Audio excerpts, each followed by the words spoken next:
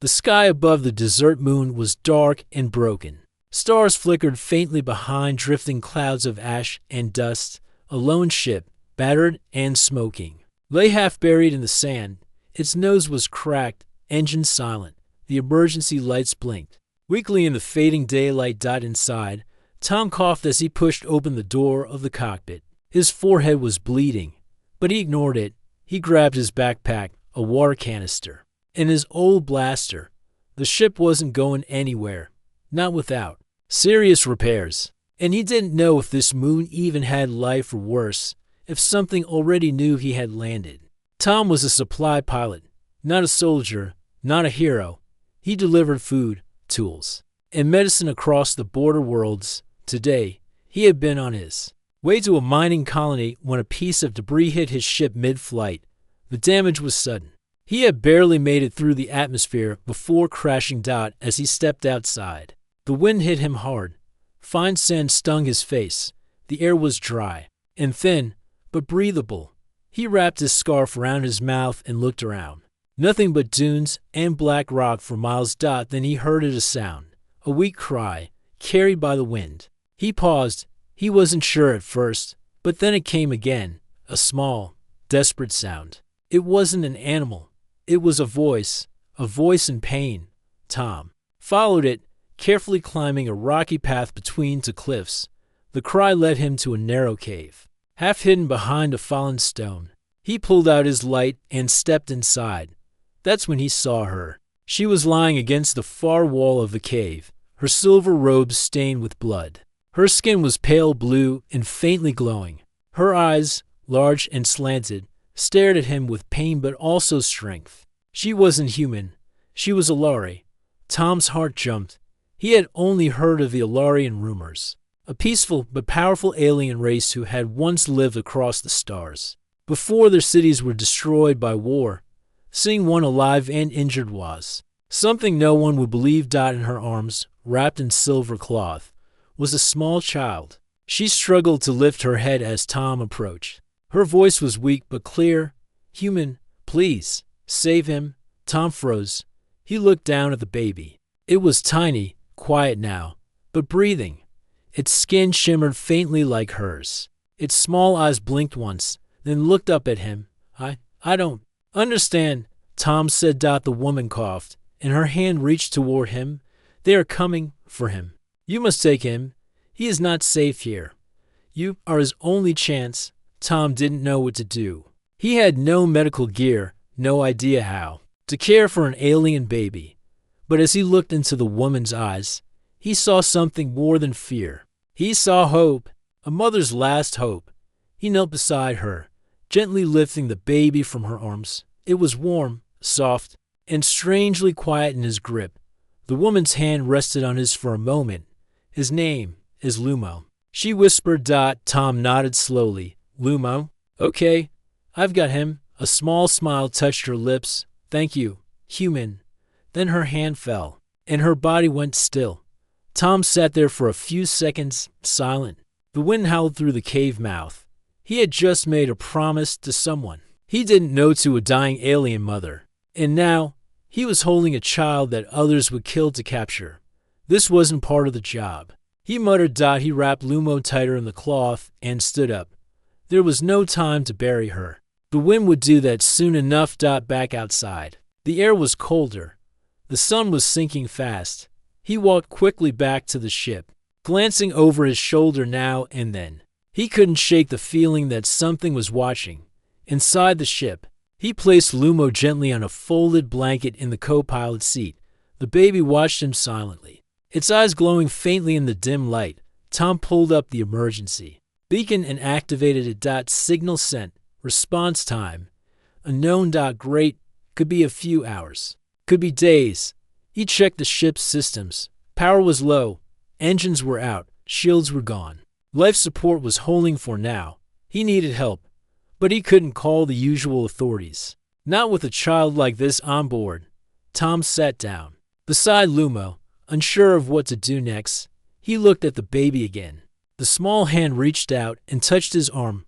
Warmth spread through him, not just physical warmth, but something deeper.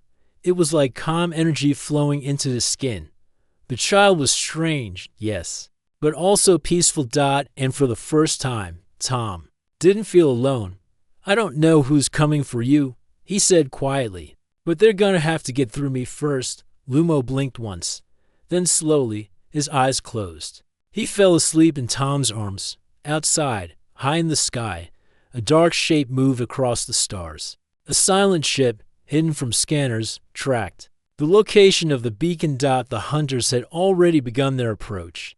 Tom stayed awake the whole night, listening to every sound the ship made. Outside, the desert moon was quiet, but his nerves weren't. He kept checking the sky through the cracked window, waiting for a rescue ship or a threat. Lumo lay beside him on the floor, wrapped in the silver cloth. The baby hadn't cried once. In fact, he barely moved. He just slept peacefully, breathing in a slow, soft rhythm every so often.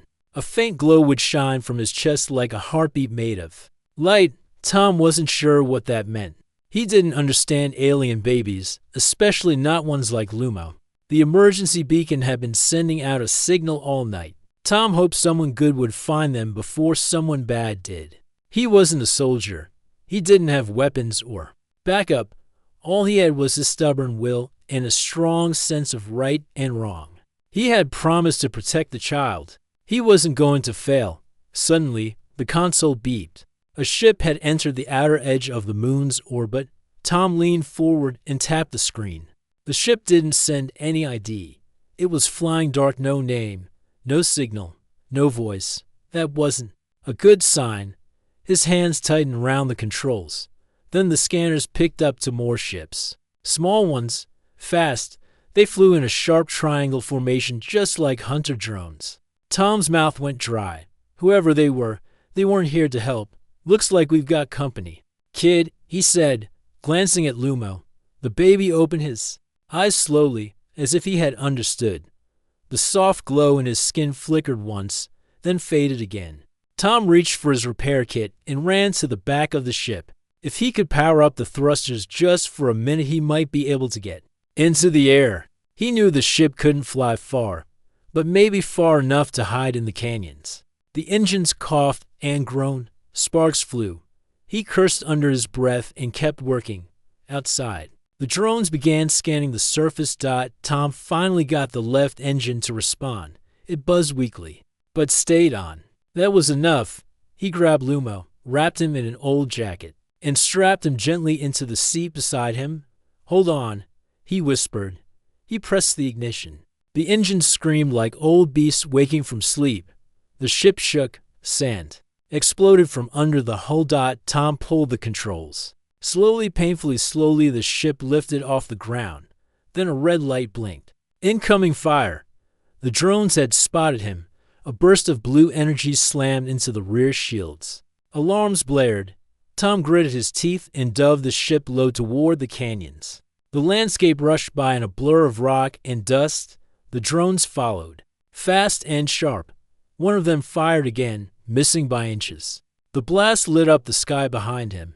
Tom banked hard and flew through a narrow gap between two cliffs. The drones were close, but not close enough. He spotted a cave large enough to land in. It was half covered by stone, but open just enough for a careful landing. He guided the ship down, hitting the ground with a hard thud. The lights went out. The engine gave one last groan and died. Silence returned. He sat still for a moment, catching his breath. Lumo was safe, still wrapped and calm. The child stared at him with quiet eyes. As if not afraid at all. Tom opened a secret panel under the seat and pulled out his old blaster. It barely worked anymore, but it was better than nothing. He peeked outside. The cave was deep and cold. Water dripped from the ceiling. Light from the ship barely reached the stone walls. Above them, the drones circled, scanning the area, but they didn't see him. Not yet. He took the child in his arms and crept deeper into the cave. Farther in, he found a small side tunnel.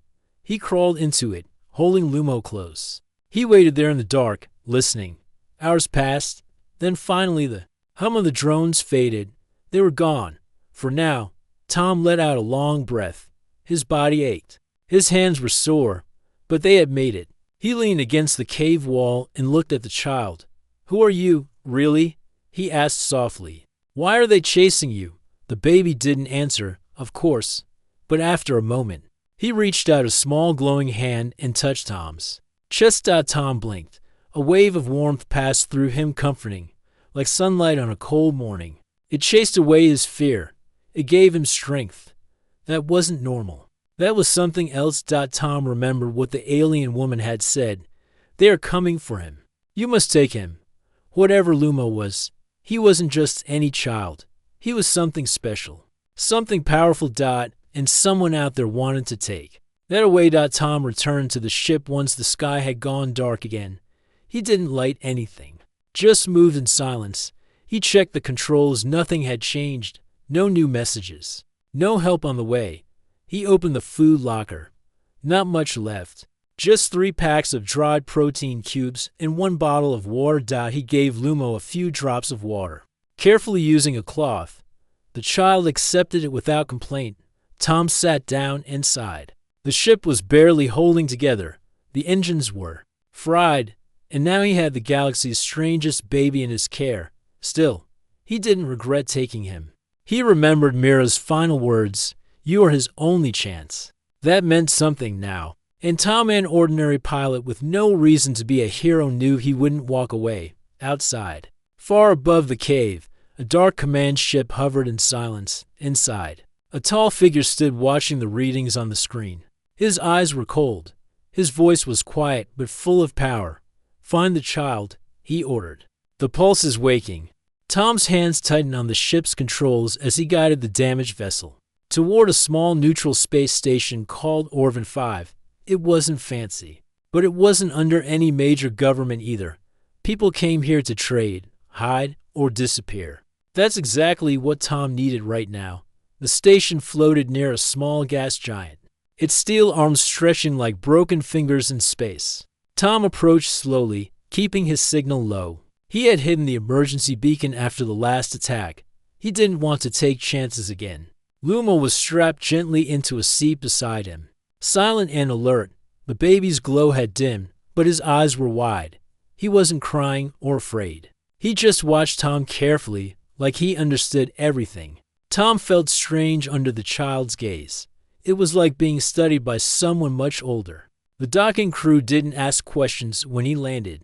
They were used to quiet rivals. Tom carried Lumo wrapped in an old blanket, moving quickly through the metallic hallways. He passed traders, aliens, broken droids, and travelers who looked just as tired as he felt.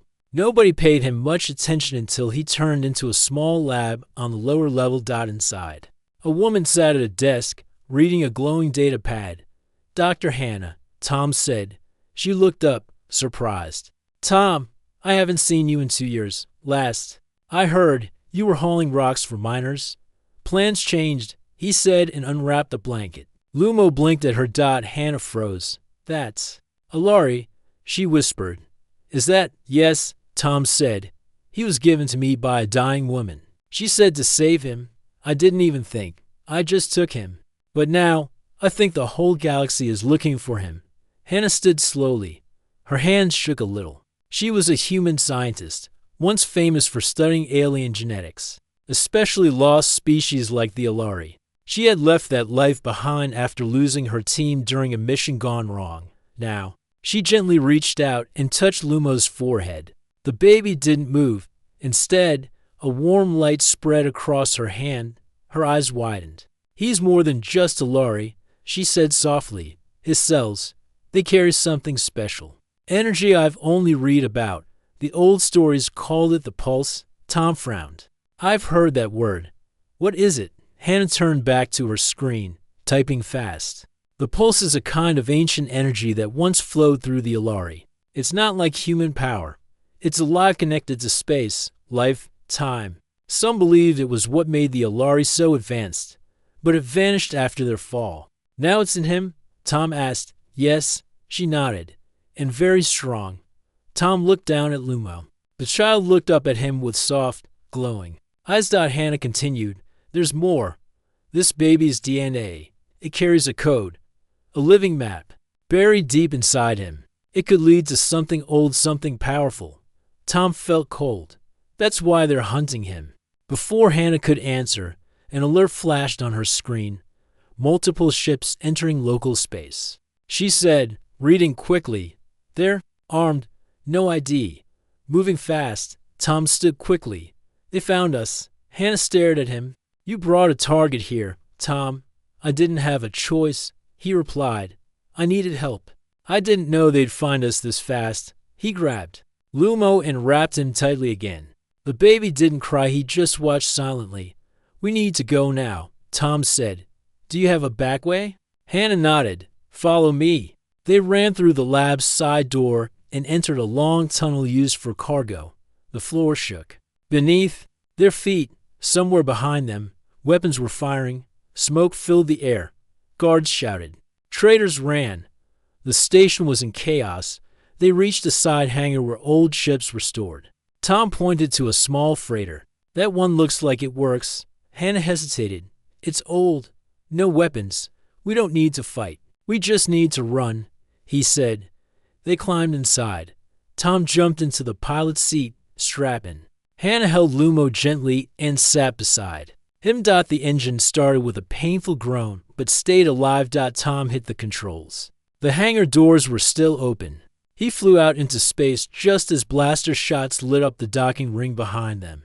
He pulled hard on the controls and dove below the station, using its shadow to hide their escape.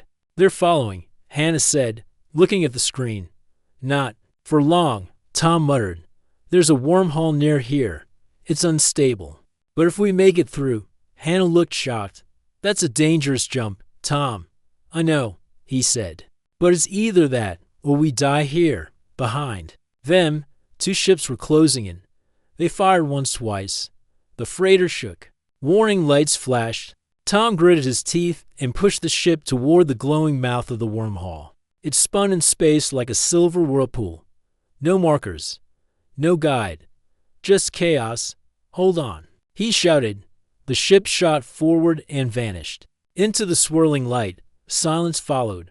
On the other side, they dropped into deep, dark space. A quiet zone. Unknown. Uncharted. The enemy ships didn't follow. Tom leaned back in his seat, breathing hard. "We made it," Lumo cooed softly. The glow on his skin returned. Hannah looked out the window. "Where are we?" "I don't know," Tom said. "But we bought some time." He looked at the baby in her arms. "And we're not stopping until we find out who he really is and how to keep him safe." Tom leaned against the side of the small freighter. As it drifted silently through the blackness of space, the stolen ship was old but stable. He had taken it from a group of smugglers who tried to trade him and Lumo for a bounty.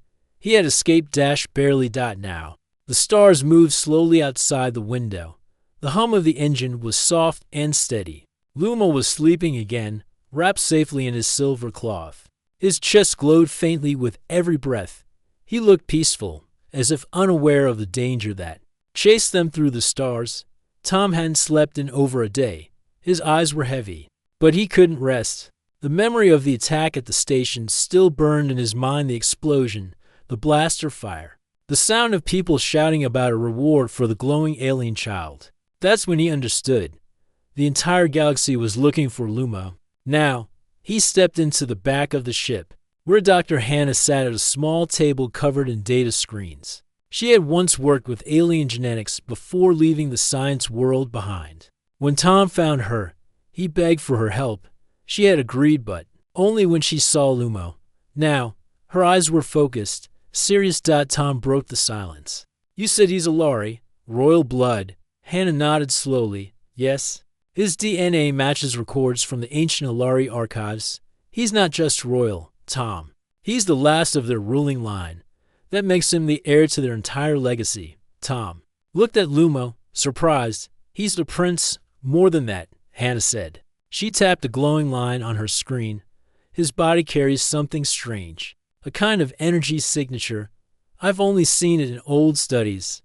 The Alari called it the pulse." Tom frowned. "What's the pulse?" Hannah leaned back, thinking. "It's a force. Not magic, but not just science either. It's part of the Alari's connection to the galaxy. It helped them heal, protect, even guide others. They said it kept the stars in balance. But when their people were attacked, they lost the ability to use it. And Lumo has it? Tom asked. Yes, more than anyone I've ever seen. That's why they're hunting him. If the wrong people control him, they might use the pulse for war. Tom let the words settle. The child he had saved wasn't just important, he was vital to the future of many worlds. Suddenly, the lights flickered. The ship trembled slightly. Tom ran to the cockpit. He checked the sensors. Something was pulling them off course. What now? He muttered. A sudden alert popped up. Gravitational field detected. Unknown source, then. Without warning, the stars outside twisted. The ship dropped into a spin as if being pulled by an invisible hand. Hold on, Tom shouted. The freighter was dragged toward a dark, swirling object, a massive ring-shaped station hidden inside an asteroid field. The ship slowed as it passed through a field of soft blue light. Then everything went still. Tom looked out the window. The freighter had landed on a large platform inside the hidden station. The engines were off. The lights were low. Hannah stepped in behind him. Where are we? I don't know, Tom said. But I think Lumo brought us here. She looked at him, confused. He explained.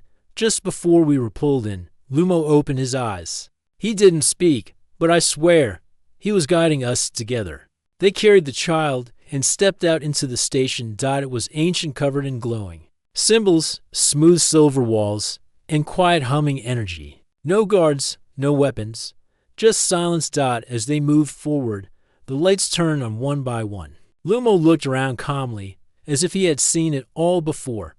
Then they reached a central chamber. A large crystal floated in the air. It pulsed with soft light. Lumo reached toward it. Wait, Hannah warned, but it was too late. The child's hand touched the crystal. The room exploded in color. Images filled the air, memories of the Alari, their cities, their fall. A vision of Mira appeared, speaking in her own language. The words translated in soft tones. To the one who carries my blood, if you are hearing this, then I am gone. But you are not alone. The pulse flows in you now. Protect it. Grow strong. The galaxy needs you. Tom stood frozen. The crystal dimmed, and Lumo stepped back into his arms. Hannah was speechless. The room had recognized him. The station had awakened for Lumo. They weren't hiding anymore. They were entering a new stage. He's not just royalty, Hannah whispered. He's a key, a living connection to the past, and maybe the future. Tom looked down at the child. Lumo looked back and smiled. Tom sat on the floor of the freighter, fixing a small crack in the fuel line with his bare hands. The tools were old. The wires were older. But he worked fast. He had to. The ship was hanging in deep space, far from known routes. No trade beacons. No traffic. Just silence. Dr. Hannah sat nearby, gently feeding Lumo with a warm dropper. The child still glowed faintly, but his body was calm. He didn't cry or fuss. He only stared, watching both of them with bright eyes that never seemed afraid. He's stronger now, Hannah said quietly. He recovers faster than any human child I've ever seen. Tom wiped his hands. He's more than just strong. He feels aware, like he already knows what's going on. Hannah nodded. His connection to the pulse may be growing. That hidden energy in his blood. It's alive. It responds to danger, to emotion. Tom looked at the child, and to me. Lumo smiled. Before they could say more, a loud beep echoed through the ship. Tom rushed to the control panel and checked the alert. Bounty posted. 500,000 credits. Target. One human male unnamed carrying an alien infant. Subject is to be captured.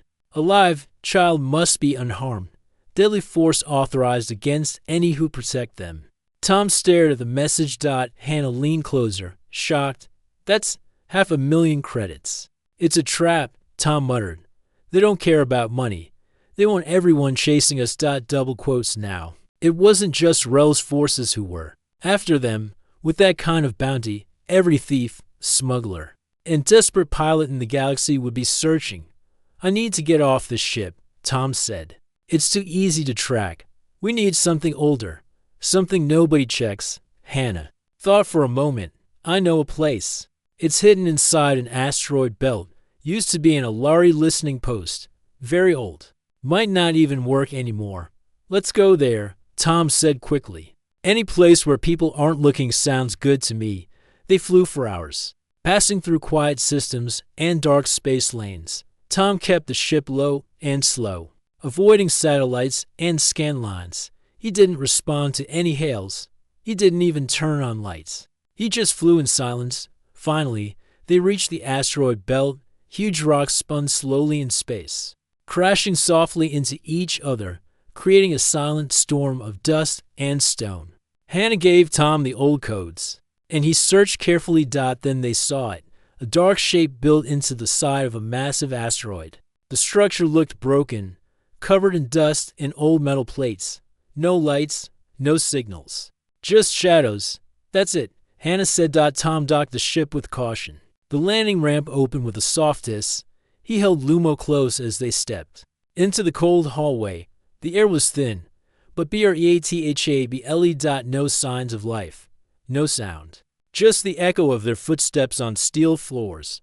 This place is like a graveyard, Tom whispered. They reached a round central room filled with black screens, long dead control panels, and broken chairs. Hannah checked the systems. No power, she said. We'll need to start it manually. Tom set Lumo down in the center of the room for just a moment. While he looked around for a power switch, the child sat quietly, looking up at the ceiling. Then, something happened. The floor beneath him lit up. A soft blue circle appeared under Lumo's body, glowing brighter with every second. The old panels around the room blinked to life. Lights returned, humming low and steady. Air filters hissed. Doors unlocked. Tom turned quickly. What did he do? Hannah was already staring in shock. He activated the station. Lumo stood. Now, still small but glowing with calm energy, he reached toward a nearby console, and the system responded, displaying ancient Alari writing on the walls. He's connected to the technology, Hannah said softly. It recognizes him, like a password. Tom stepped closer to the console. Translations appeared in human language. Alari Outpost 73. Lineage recognized. Royal. Command accepted. Welcome, Lumo. The words sent chills down Tom's spine. Suddenly, a recorded voice echoed through the chamber. A deep, cold tone. He has awakened the station. Begin tracking immediately. Tom froze. That wasn't part of the station. It was an outside transmission intercepted. They're listening. Hannah said, They're watching. Tom scooped. Up, Lumo. We have to move again. No, Hannah said, thinking fast. This station is old, but powerful. If we lock the systems, we can hide here for a short time, just enough to rest and plan. Tom hesitated, then nodded. He had no better option. They worked quickly, locking doors, disabling external signals, and sealing the hangar. Hannah set up shields around the control room.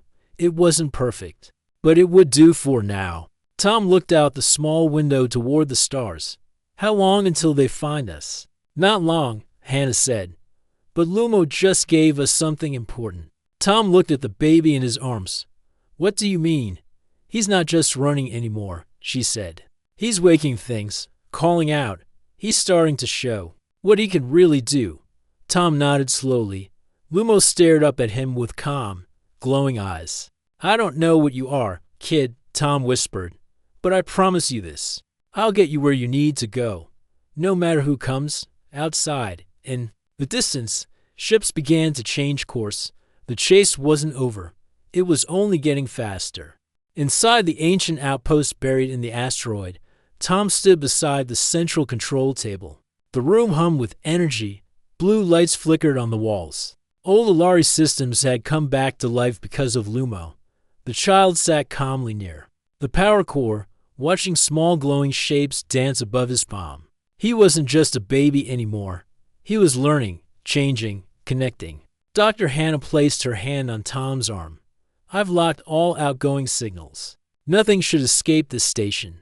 Tom nodded, but his eyes didn't leave the window. The stars outside had changed. Ships were coming. 3 dark dots appeared near the edge of the belt. One after another, Shadows moved through the dust, weaving between floating rocks with precision. They were fast, military, and they weren't hiding. Tom zoomed in on the scanner. The lead ship had a familiar mark-sharp red lines along its wings, the symbol of Rel's private guard. They found us, Tom said quietly. Hannah's voice dropped. They'll try to take the station. We need to hold them off, at least long enough to escape. Tom checked the outpost's old defense systems. Most were offline or broken, but a few cannons and shield controls still responded. We might not win, he said, but we can slow them down. Outside, the enemy ships closed in. Inside, the station locked down with heavy metal doors. Red lights spun slowly, warning of an incoming threat. Tom turned to Lumo. The child looked back at him calm, glowing, and waiting. Stay close to Hannah, Tom said. I'll keep them out. He ran toward the entrance hallway, where the thick steel blast door was already shaking from the first impact. Sparks flew as something burned through the metal. Boom. The door exploded open. Smoke filled the corridor. 4 armored soldiers stormed in. They wore black suits and helmets that glowed red. Their weapons were pointed, ready to fire. Tom ducked behind a wall and fired a short blast from an old laser rifle he had taken from the ship. The bolt hit one soldier square in the chest, knocking him down. Another soldier fired back. In the wall beside Tom cracked. Then came a deeper voice from behind the soldiers. Hold your fire. The smoke parted and Captain Rel walked in. He was tall and pale, his eyes sharp like glass. His uniform was perfect, silver-lined and heavy with metals. Tom stepped out slowly. You're braver than I expected. Rel said. Tom didn't reply. You have something that belongs to the Alari. Throne, Rel said, walking closer.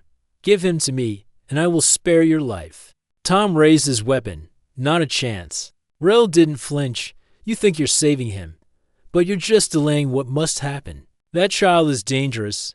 He's a child, Tom said. Rel's voice grew cold. He is more than that. He is the last heir to the Alari. Royal bloodline. His power could tear the stars apart. You don't understand what you carry. I don't care, Tom said. He's under my protection. Rel sighed. Then you've chosen death. He raised his hand and the soldiers. Open fire. Tom dove, rolling to cover.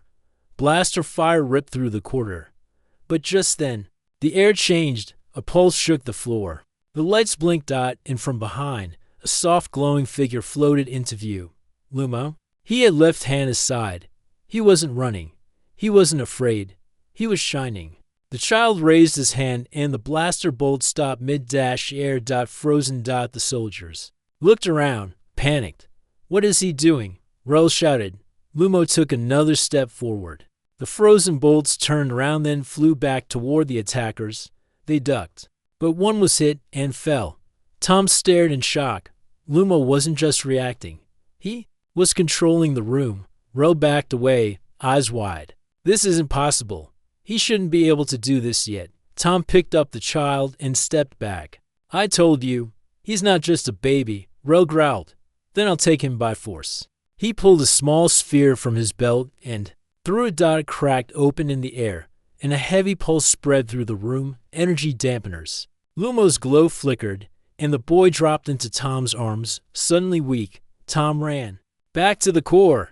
Hannah shouted from the control room. Tom dashed through the hallway, carrying Lumo close. The walls trembled behind him as more soldiers forced their way in. Hannah had opened the central energy chamber. Blue light glowed all around. Tom placed Lumo on a small platform in the center. Will this work? He asked. Hannah typed fast. If the system recognizes him again, it might trigger the final defense mode outside. Rel's voice echoed through the speakers. There is nowhere to hide. Give him to me. Lumo stirred. His hand touched the glowing platform. Suddenly, the entire station shook. Blue symbols filled the air. Ancient Alari voices spoke in long-dead languages. Let's flash. And then silence. Outside the station, a wave of energy exploded outward. The invading ships were pushed back. Their engines shut down. Their weapons froze. Inside, the soldiers dropped to their knees, clutching their helmets. Rel stumbled back, stunned. Inside the station, The air turned calm again. Lumo opened his eyes.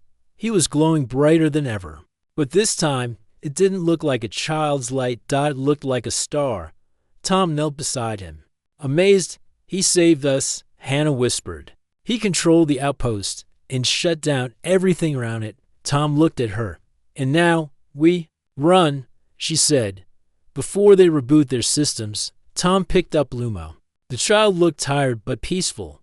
He leaned his head on Tom's chest. Tom turned toward the exit. "I won't let them take you," he whispered. "No matter what it takes." Outside, Rel's ships floated helplessly. But it wouldn't be for long. They would be back. And next time, it would be war. The stars outside the small ship moved slowly, silent and peaceful. But Tom's heart was not calm. He sat in the pilot's seat, guiding the old cruiser toward a forgotten planet at the edge of the Alari star map, a place marked only as ORIATH. Behind him, Lumo rested quietly on a soft blanket, his small hands glowing with calm light.